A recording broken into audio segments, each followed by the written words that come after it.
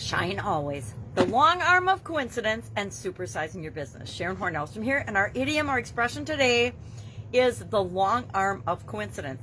Now, I don't know that I've definitely never used this particular idiom or expression before, and I may have heard it, but I don't have any recollection of actually hearing it before as well. However, I do believe in coincidence. Too many things have happened serendipitously in my life and growing and building and supersizing various businesses in my life, different relationships, people, coaches, partners, friends, allies have popped into my life just seemingly randomly, but I don't know that they're particularly random or coincidence. I think that when we're ready, when the student is ready, the teacher appears. When the business owner is ready, the business appears.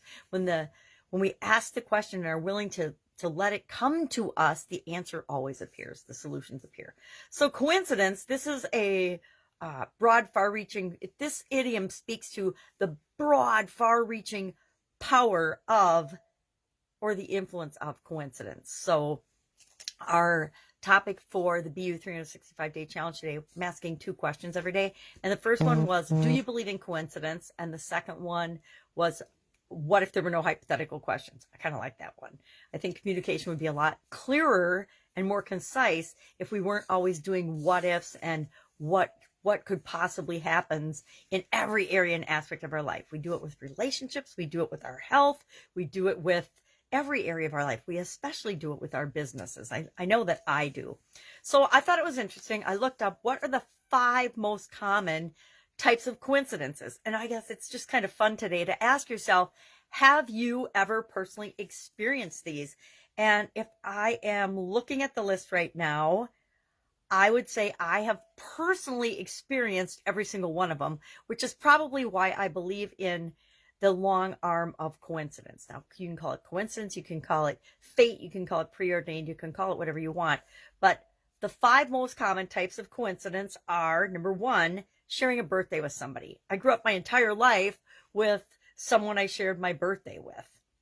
And we actually celebrated our birthday together, not together, but simultaneously together throughout grade school and even into high school and beyond.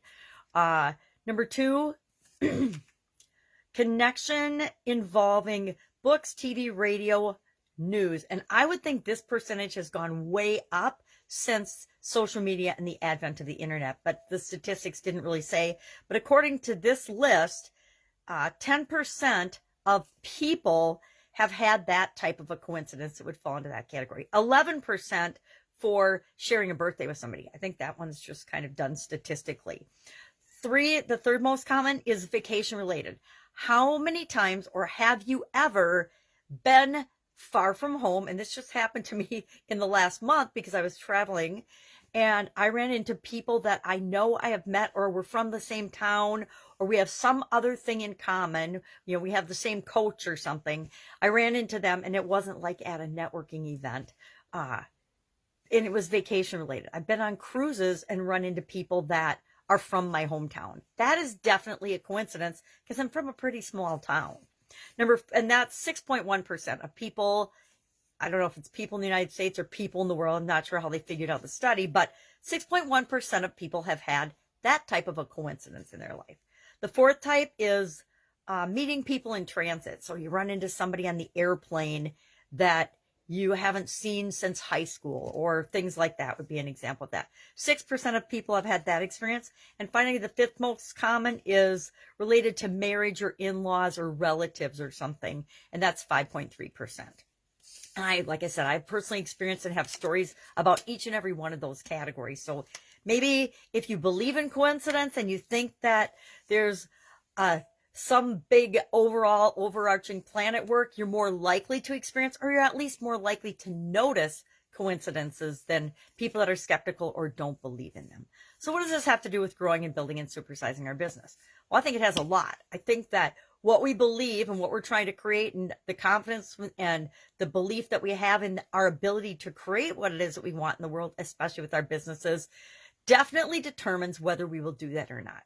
Have you ever been doubtful about something and then surprised when it didn't come to pass? I guess I probably have been, but I did that when I was younger and learned that if I doubt something's going to happen, then I won't do everything in my power to make sure it happens. Same is true of growing our business.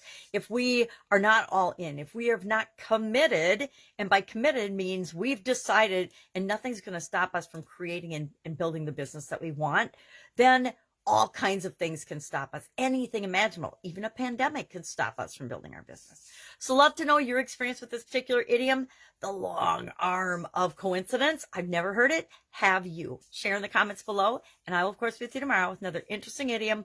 What does it mean? Where does it come from? And how might you use it to build and grow and supersize your business today? All right, have an awesome day.